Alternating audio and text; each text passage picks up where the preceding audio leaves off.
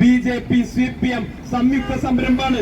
ഈ കുപ്പി ഇറങ്ങുമ്പോൾ അതിൽ അരിവാളും താമരയും കൂടി അങ്ങ് പ്രിന്റ് ചെയ്ത് കൊടുത്താൽ മതി. മനസ്സിലായല്ലോ? ഇവർ രണ്ടുപേരെയും സംയുക്ത സംരംഭം. ഇപ്പൊ പാലക്കാട്ട് കോൺഗ്രസ് നേതൃത്വമാണ് അവിടെ വന്നിട്ടുണ്ടെങ്കിൽ ഞാൻ ഒരു കാര്യം ഉറപ്പു നൽകുന്നു, KPCC ഭാഗത്ത് ഉറപ്പു നൽകുന്നു, കേരളത്തിലെ മുഴുവൻ കോൺഗ്രസ് നേതൃത്വവും കേരളത്തിലെ മുഴുവൻ UDF നേതൃത്വവും പുതുശ്ശേരിയിലെയും എലപ്പുള്ളിയിലെയും ജനങ്ങളുടെ ഈ പോരാട്ടത്തിനൊപ്പമുണ്ട്.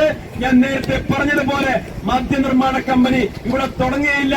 MP രാജേഷ് അല്ല, ഇനി പിണറായി വിജയൻ വന്ന് പരിശ്രമിച്ചാൽ പോലും പാലക്കാട് ജില്ലയിൽ ഈ ഒയാസിസിന്റെ ബ്രൂവറി കമ്പനി തുടങ്ങാൻ സമ്മതിക്കില്ല. ഡൽഹിയിലെ മദ്യ അഴിമതിയുമായി ബന്ധപ്പെട്ട കമ്പനി, BJP നേതാക്കന്മാർക്ക് ബിനാമി ഇടപാടുകളുള്ള കമ്പനിയാണ് ഈ ഒയാസിസ് കമ്പനി. എന്നിട്ട് അപ്പൊ BJPക്കാർ ഇതിനെതിരാന്ന് പറയുന്നത്. ഇതിന്റെ മുതലാളിമാരാരെന്ന് പരിശോധിച്ചാൽ മതി. ഡൽഹിയിൽ BJPയുടെ മുന്നണിയിൽ മന്ത്രിയായിരുന്നയാളുടെ കമ്പനിയാണ് ഒയാസിസ്. ആ ഒയാസിസ് കമ്പനിയെയാണ് ഇവിടെ പിണറായി വിജയൻ ക്ഷണിച്ചുകൊണ്ടുവന്നിരിക്കുന്നത്. ഇത് BJP CPM സംയുക്ത സംരംഭമാണ്.